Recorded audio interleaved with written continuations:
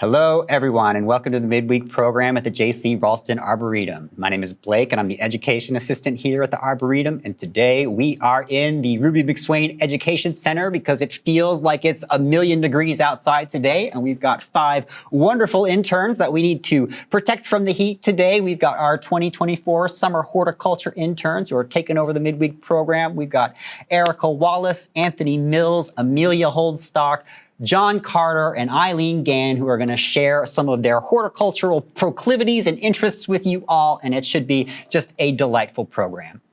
Those of you joining us on YouTube, please like this video, subscribe to our channel, and feel free to leave a comment down below. And with the announcements out of the way, I can pass things over to our interns to share with us their horticultural passions. Hello, everyone. Thanks for joining us today. I'm Erica Wallace. I'm originally from Manassas, Virginia, but I'm here in Raleigh, North Carolina, studying at NC State. I'm studying horticulture, and I'm going to be a senior this year. And I'm talking today about color combinations for the garden. I'm going to be talking about complementary colors and analogous colors. So to start with, I'm going to talk a little bit about the color wheel. This is probably a reminder of some stuff we learned in art class, but the color wheel is a wheel of colors that are arranged to show the relationship between primary, secondary, and tertiary colors. So primary colors are what I think of as like raw colors. That would be yellow, blue, and red, while secondary colors are the primary colors mixed together. So that would be our green, orange, and purple. And then our tertiary colors are even more mixed up. And this would be colors like amber or violet. And so this will also demonstrate some very aesthetic color combinations that we can use in our gardens. So first of all, complementary colors. These are colors diagonal from each other on the color wheel. So if you think of red and green, they're diagonal from each other. We see this color combination a lot in December. If you think of poinsettias, how the red really pops from the dark green foliage, it's because these colors contrast from one another. So if you have a specimen plant with red blooms or red leaves that you're really trying to make pop in your garden, you can make it stand out by adding a lot of greenery to the background. Blue and orange is another complementary color. And then purple and yellow. Purple and yellow is my favorite color combination in the garden. One, because in general, purple is my favorite color. And then yellow is a very eye-catching color. If you think of high visibility vests that construction workers wear or road signs, a lot of them are yellow because this color really catches our eye. So together, these two colors, they really make a combination that make you admire it. And to create the opposite effect in your garden, you can plant colors that are adjacent to each other on the color wheel to allow things to flow and blend in with one another. And this would be known as like an analogous color scheme. So this would be picking things like a yellow and an orange, a purple and a blue. And I'm going to show with these planters both a contrasting color scheme and then an analogous color scheme. So a contrasting color scheme I'm going to show in this pot. I'm starting with this yellow echinacea, and then I'm going to add some purple couturas in here. They're very dark purple. This cultivar is Forever Midnight, and you can actually find this cultivar growing in our trials this summer. For me, yellow is a very warm, very sunshine-esque color, very summertime color, whereas purple is a cool color, so you can think of it as like a relaxing, very laid-back summer day. So it could be really good. This combination could be really good by the pool or on a deck, and that would be those two colors together. It's just absolutely stunning. And then for my analogous planter, I'm starting with this yellow, reddish, orange sickle kind of gaillardia. And then I'm going to add in some yellow lantana. So for this planter, I'm doing kind of a reddish, yellowish side of the color wheel. I've got some orange celosia. I've got some red petunias. Some orangish, yellow marigolds. And a lot of these are leftover annuals from our trials, so we've got a lot of color out there. And then lastly, I've got some yellow rudbeckia. So then this is what orangish, reddish, yellowish would look together. I like this color combination because it's a very warm feeling. Using colors next to each other on the color wheel creates a very vibrant and unifying look to the garden. These colors, these yellows and these reds, to me seem very energetic and very friendly. So using this color could be really good by like your front door when you're welcoming in a party or something. And then some just things to keep in mind is that when we're working with plants, a lot of the color we're working with is green. So I've mostly just talked about colors in these two combinations, but we also need to consider textures and forms to really make the garden look beautiful. So using a variety of broad textures and fine textures will really make your garden pop more than just color. Another thing to keep in mind is that here in North Carolina, we have 4 seasons and plants are going to look different each season. The color is going to be different each season. So it's good to always consider what the plant will look like in the spring versus the fall. And then if you have no idea how to start with color, you can experiment with annuals. So if you try something like this or some warm colors and you don't like the way they look, you can just start again next year. A more affordable place to start would be visiting public gardens. So our color trials here are full of color every single summer, and you can get a lot of good inspiration out there. My favorite at the moment is our portulacas bed. It's full of very warm colors like pink and orange and yellows, and it looks absolutely stunning. And you can also visit our perennial border at any time of the year and look for a lot of color inspiration as well as inspiration for using different forms and textures. And honestly, all over the Arboretum and many other public gardens, you can go and you can find inspiration for yourself at home. Wonderful. That was wonderful, Erica. Thank you so much for sharing. All right, everything looking good there? It is looking great, Anthony. Awesome, cool. So thank you all for tuning in today. Again, my name is Anthony Mills. I'm a senior at Appalachian State University, and I'm going to be talking about some plants today that we have here at the J.C. Raulston Arboretum that have traditional indigenous uses within Native American cultures. These American cultures, of course, I'll be talking just about North America as well as South and Central America as well. So to start off today, the first plant that I'll be talking about is the root beer plant, or the Piper Arboretum. This is a plant that is personally one of my favorites. It's native to Central America. It's where it's used as a food source traditionally. So the Chinatac people down there were the first to discover kind of the uses of this plant and kind of coin what it's used for in the food service industry. So as a food source, it does contain saffrol, which is kind of the chemical that you'll find in sassafras around here as well. So it has kind of a similar flavor to that. The flavor profile for this one has been described as kind of a licorice and pepper combined aspect. So it is in the pepper family, meaning that it does have kind of that a unique flavor to it as well to use.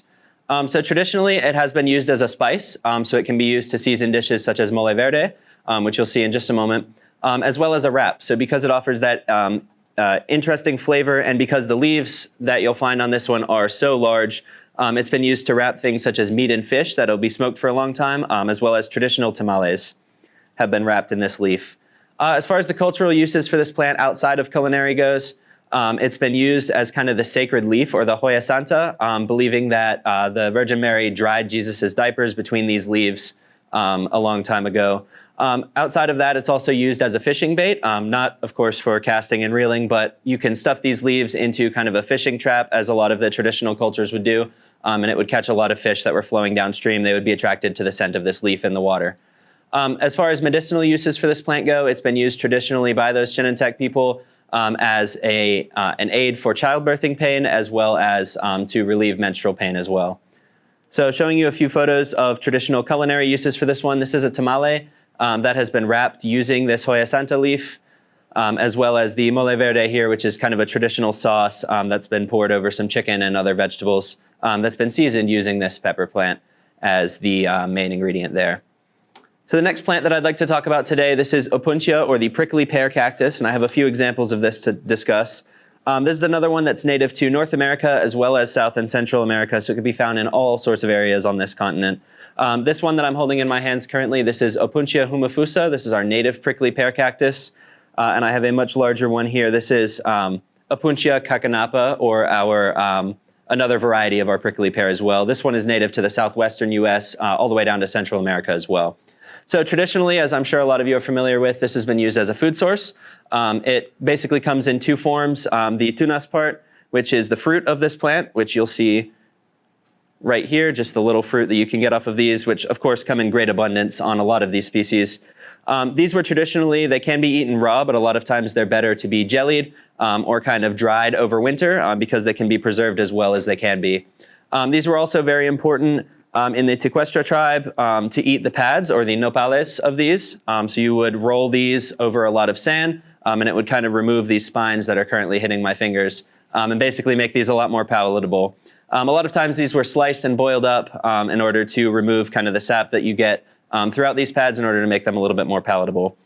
These have kind of a traditional flavoring and are very important in a lot of native North American dishes, and they tend to taste a lot like green beans.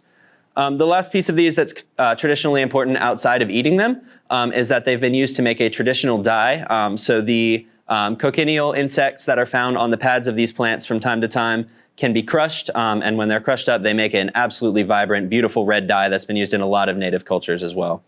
So you'll see on your screen now an example of a sliced and grilled nopal. This is one of the pads, and this is kind of the traditional way to prepare this, is that you would slice it, you'd grill them, you'd roast them over a fire, however you need to, like that. And here's an example of that prickly pear blood or the red dye that these cactus pads can produce just by crushing the insects that can be found on top of them.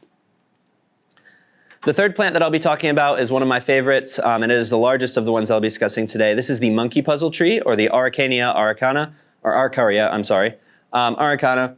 This is the largest of our plants today that we'll be discussing. It is native to South America. You'll see here the fruit that I'll set forward on the desk.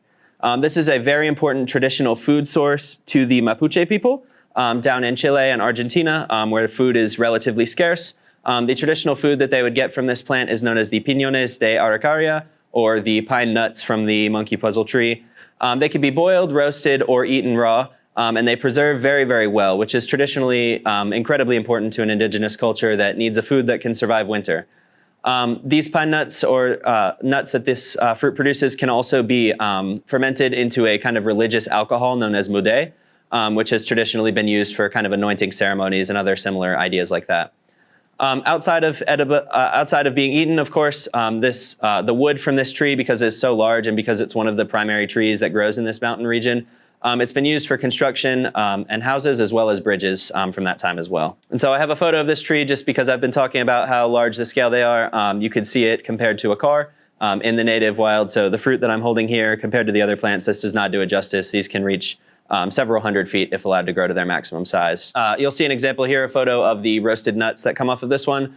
These are substantial in size. Usually the fruit will get a lot larger than the one that I've shown you. And so these can be a really great form of sustainability for a lot of people. The last plant that I'll be talking about today are the great camas, or the Camassia lectlinii. This is native to the northwestern area of North America, so the Pacific Northwest as far south as Southern California. And this was a traditionally very, very important food source because it was just traditionally so abundant. The Camassia, there's other species that can be found throughout the northwestern United States. And so this is not the only one that you would find, but traditionally these bulbs would grow in just absolutely tremendous quantity. They were easy to harvest, very easy to find, and because they produce these bright purple flowers, they are pretty easy to get a hold of as well. These were harvested by many, many tribes. Pretty much if you lived in the Pacific Northwest, you probably ate these back in that time. They can be smashed, boiled, roasted, pretty much any way that you can cook a potato. These camas can be cooked as well. And they're said to kind of taste like a gummier version of a potato, so a little bit less of the kind of mealy flavor that you get when you have a traditional potato. As far as the cultural uses for this one, outside of the culinary aspects, they've been used traditionally to treat poison oak. So whenever that rubs against your skin, it's kind of said anecdotally that they can be rubbed on there to kind of alleviate the pain that comes from that. As well as bulb trading has been a commonplace among many tribes. Because they're so abundant and because it's such an important food source, you can harvest a ton of them, keep them over winter, and use them to trade for other resources. So that wraps up my talk about our traditional indigenous uses of some of our plants. I hope you all enjoyed, and thank you for your time. That was wonderful, Anthony. Well done. All Thank you, righty. Blake. Next up, we got John. I don't want to steal his thunder. He's got a fantastic title for his presentation that fits in with everything we try to do here at the JC Roll. I'll let you do it, John. I appreciate it. Yeah, take it away. Hi, I'm John Carter. I'm a junior at North Carolina State University. I'm majoring in horticultural science. I plan on going into agricultural production with that most likely, and I'm minoring in plant biology. My presentation today is on weepers and creepers. And so we've got trees that weep and ground covers that creep. And so I'm going to get right into it. We've got 4 weepers that we'll start with. Our first one is our Sericus canadensis, Ruby Falls. This is a J.C. Raulston Arboretum introduction. I really like this weeper because it doesn't take up a lot of space. It's something that you can stick in a corner somewhere underneath a shade tree because it can take full sun, but it does take partial. We've got 3 specimens in the garden. My favorite one is the one that sits right on top of the rooftop and really portrays very well how it can just kind of sit in a corner. It hangs off the wall. Some of those early spring branches that come off of it honestly look very vine-like. It's a really cool weeper to have. Another reason is that crenate leaf pattern that you see on the Sericuses. I love that heart shape. This one has a beautiful ruby purplish color that you can see the green breaks through on the venation. It's really distinct. It's something that you'd love to just sit there and talk with, something that your kids would love to, play under. It's a really cool tree to have. Third and final thing about this weeper is the ligamous pods are enjoyed by birds. They're pollinator friendly. This bee here is the southern blueberry bee, or Hebrepoda labriosa. It is attracted by this Sericus, and particularly the ruby. They seem to like the color and the smell that it gives off. So our second weeper that we're going into is the Cercophyllum japonicum, or Marioko weeping is the cultivar that we have of this weeping katsura tree. This is a native to China and Japan. I really love the katsura tree as a general specimen, but the weeping variety is also really cool because you get all of those benefits from the regular variety, including that weeping benefit. So you get the crenate leaves that you see on the Cercophyllum and the Sericus. You get the caramel smell from the leaves when they start to dry out. You get the apricots in the springs, the greens in the summers, and then the reds and the yellows in the fall. And I'll show you that in the next slide, the really big explosions of colors that you get. But the big thing that I really love about the weeping variety of the Cercophyllum is in the winter, you get that wonderful skeleton that the snow just kind of sits on top of. You get arches almost. It's really architectural. It's really something lovely to look at. And on this next slide, you see that color explosion that I was talking about. This is a hardy tree. It goes zones 4 to 8.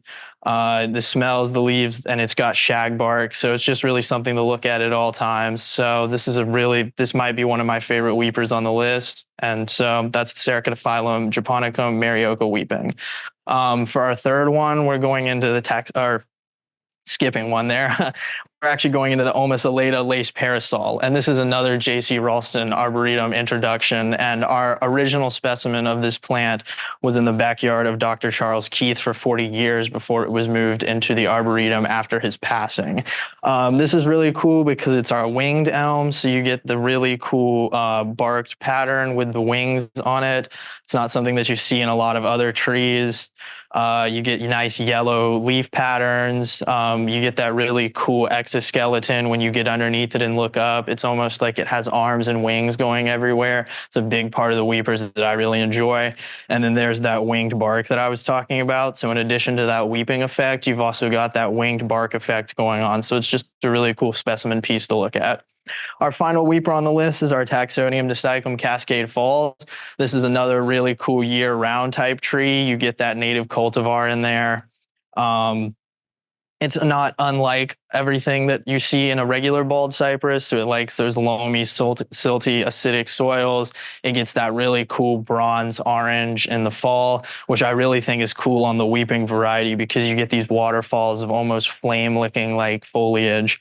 And typically to get the Cascade Falls, you just take the Cascade Falls specimen and you graft that onto a regular Taxodium distichum base.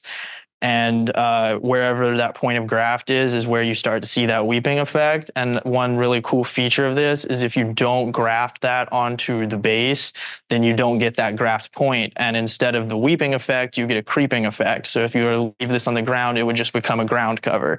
So this is both a weeper and a creeper to finish us off in the weeping category. So moving on to and then this is that nice exoskeleton that you can see or the skeleton rather, that you can see underneath the base of the tree. And then there's that orange flame that we're talking about. And so our first creeper is Acalyphylla pendula, or the creeping chenille plant. This is native to Cuba. You can put this in the sun or the shade. I would put it typically under a sunny shade spot, so sunny towards the morning, shady towards the afternoon. In full sun, it can tend to wilt out a little bit. So as long as you keep it wet, it'll be okay though. This is a really cool ground cover. You get these really cool red inflorescences. They're called flaming cattails for a reason.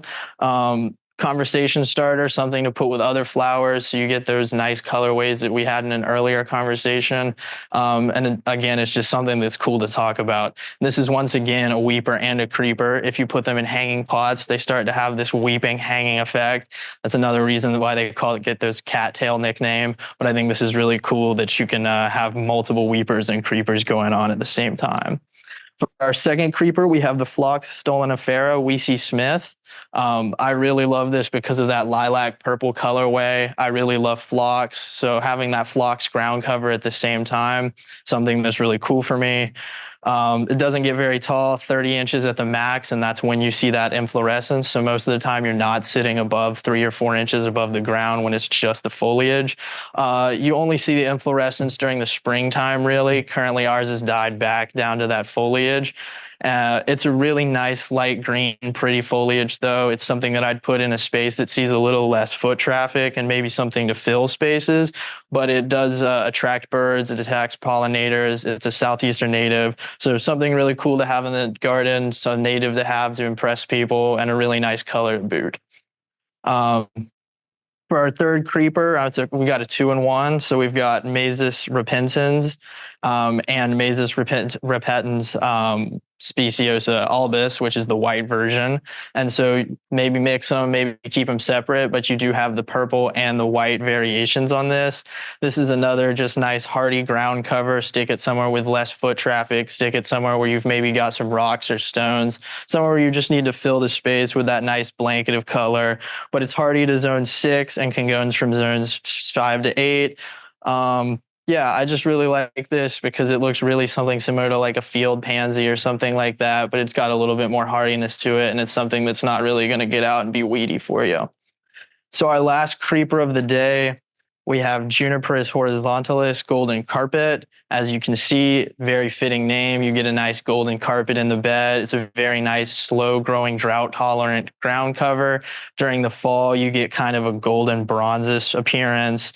I think this is really cool because it's got a tree-like nature. You've got on the ground, though, you see the nice Juniperus almost arms that they shoot out when it hangs. It's something that I think is really cool on that plant.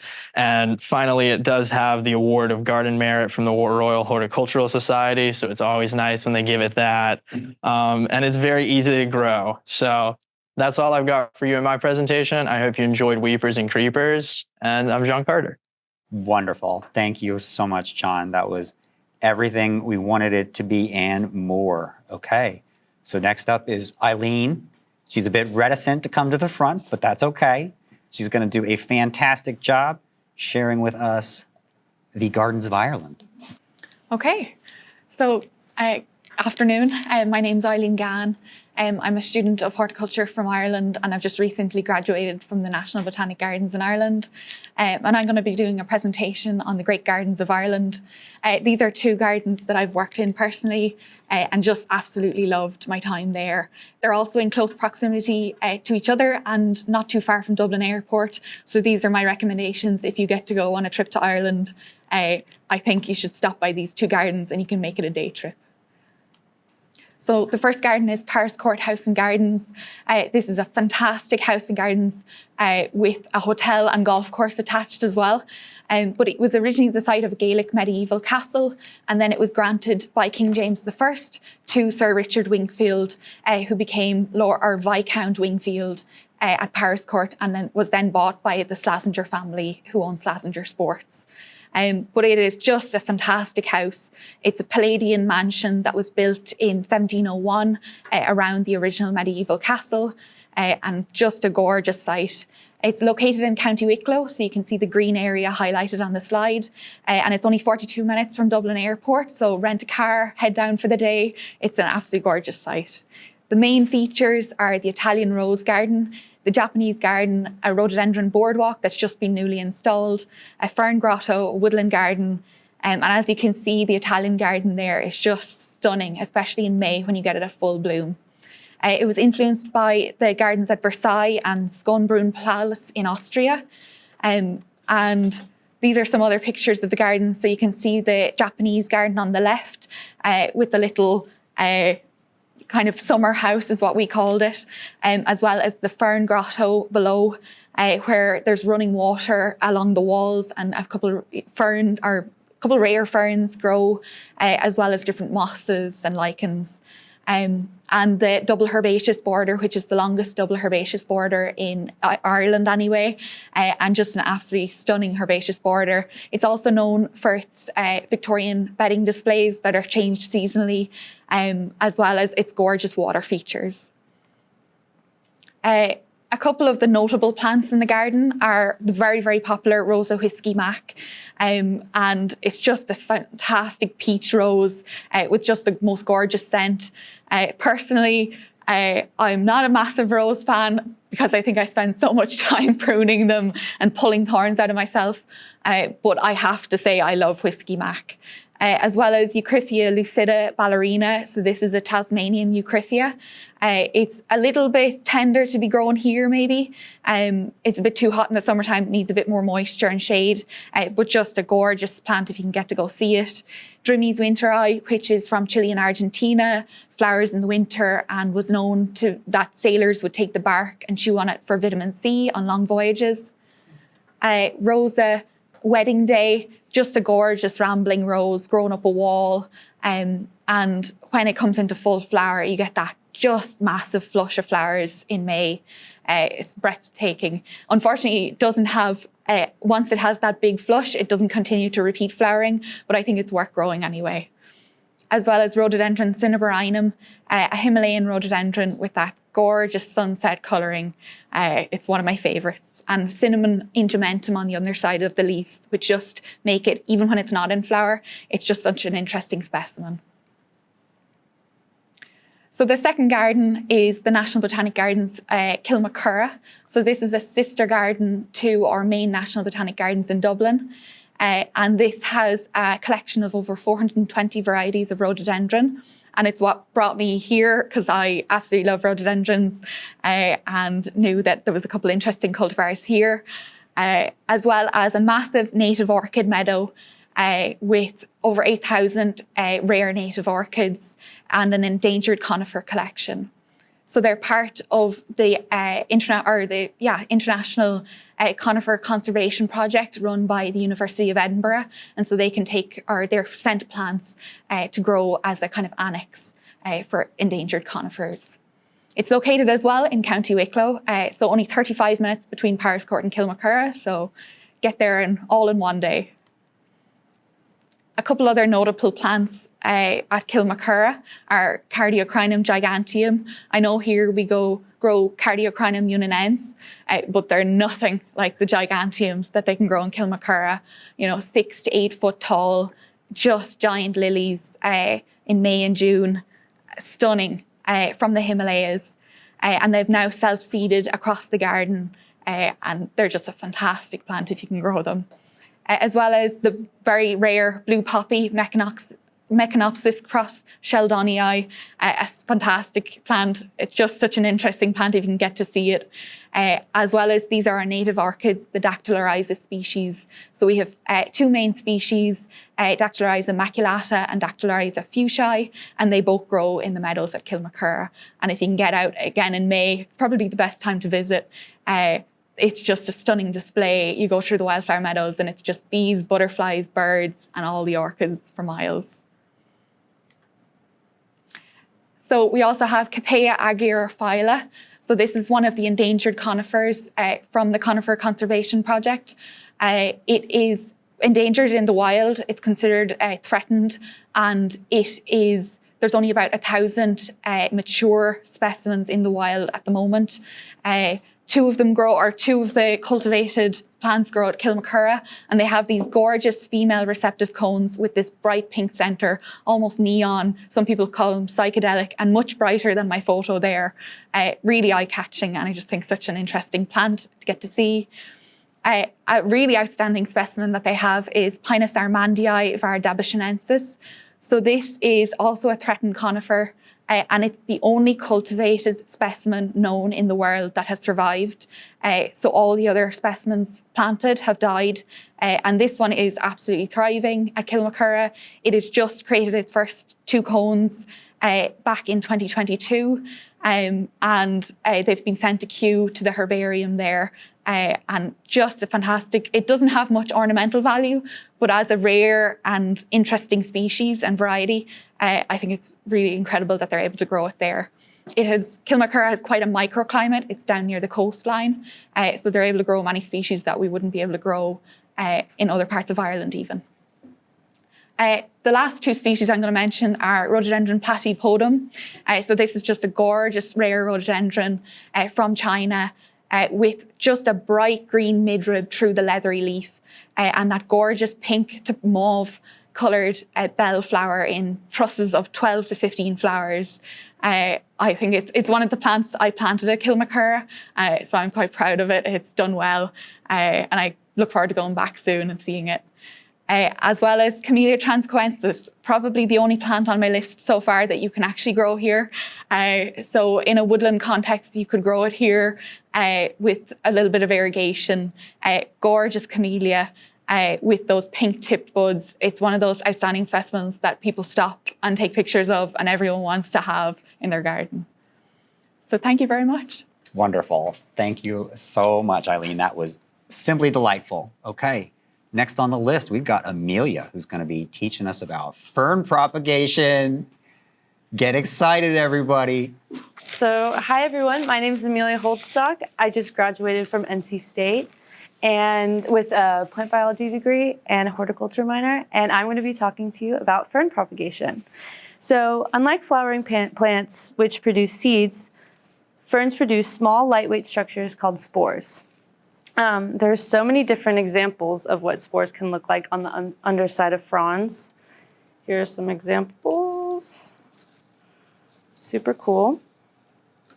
So a little background on the life cycle of the fern. There are 2 different phases, the sporophyte, which is the vegetative phase, and the gametophyte, which is the sexual phase. Spores are formed during meiosis, and they're released from the sporangium and grow into a young gametophyte. The young gametophyte is called the prothallus. There are male and female parts that grow on the gametophyte, and they are called the antheridium and the archegonium. Sperm is released from the antheridium and travels to the egg, and water is necessary for this process in order for the sperm to swim and fertilize the egg. A zygote is formed from this process. So mitosis occurs, and the zygote grows into what we call the sporophyte. And the sporophyte matures and creates what we know as the fern. So now that you've got a good understanding of the fern life cycle and spores, let's get started on propagation. So there are different methods of propagating ferns. There are spores, division, and small plantlets. So we'll start with spores. Okay, so first off, you're going to want to cut a frond like I've done here. You're going to want to lay the frond on a piece of paper to catch the spores. Like here. And you're going to want to also keep it in a plastic bag just to keep the spores all together. The spores should release within a week, and you're going to want to lift the frond when you're ready to sow your spores. There's some spores on here.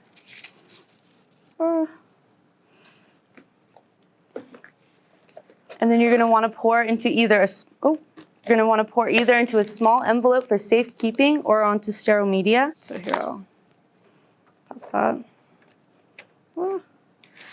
Here, I'll do it this way.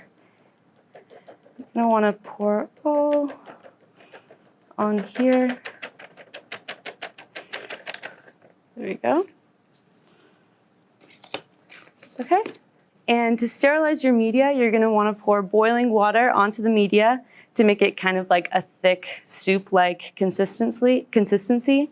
Or you could microwave the container, is what I did, for a minute to successfully sterilize it. And before you disperse your spores, you're going to let the media cool. And so in order to germinate the spores successfully, you're going to keep it consistently moist, cool, and in shaded conditions.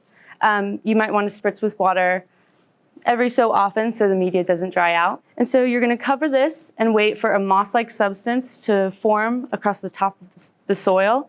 And don't forget to label and date it, because you won't remember what you've sown. And so here, from a year ago, here is some successfully germinated spores. So you could take this out and transplant it, and you have a fern. Cool. So yeah, that was from a year ago. So that takes a little bit longer. But then we also have division, which is the process of separating your fern clumps so that each clump can survive on its own. Very scientific. This is probably the quickest way to propagate ferns. So you're going to want to water the plant the day before, then dig it up from either the ground or remove it from the pot. You're going to want to cut the plant into a few clumps and make sure each clump has at least one growing tip. And then you'll replant that clump into well-drained, humus-rich soil and keep them moist until new growth appears. So I dug this up for you guys today. So you're either going to want to just like break it apart or use your handy dandy tools to kind of cut it.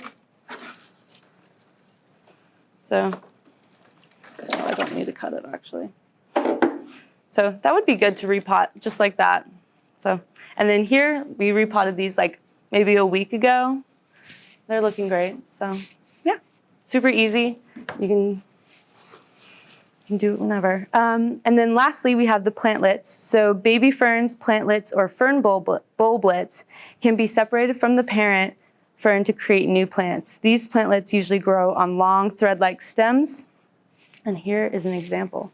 So you can kind of see the little babies attached. Super cute. The plant that I'm using today to demonstrate this is Woodwardia orientalis. So I'm going to sow these fern bulblets like how I did for the spores. So I'm going to carefully pick them off and just put them in here.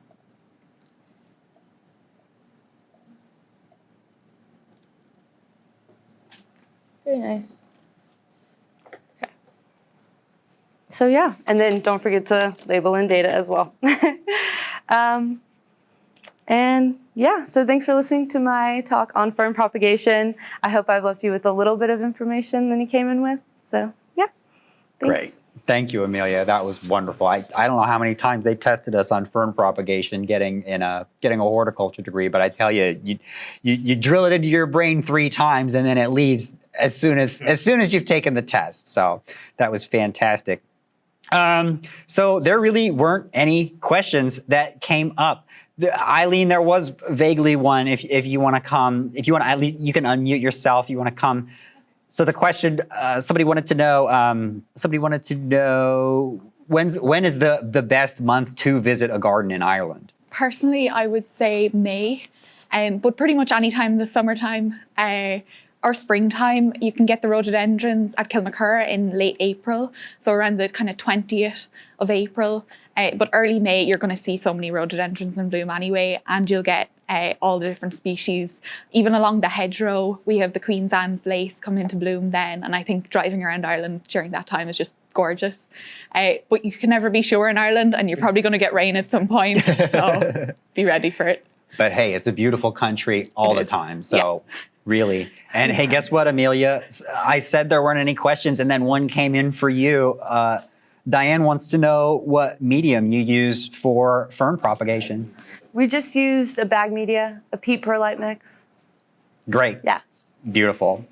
Okay, well, that is all of the questions, all of the presentations. I hope you learned a little something today. I hope you enjoyed seeing our interns do a delightful job sharing their knowledge with us. Their summer's not even done. They're still got a whole another half of it to heap on more knowledge. So it's really going to be something to watch these guys grow and develop as they continue with their careers. So thank you so much for joining us today. We will be back next week with the midweek program, presumably. Oh, yes. It's Tim. Tim's going to go deeper in the garden on salvias. So that should be lots of fun. Lots and lots of varieties of those. So join us for that next Wednesday at 3 o'clock. We will see you all then. Y'all take care.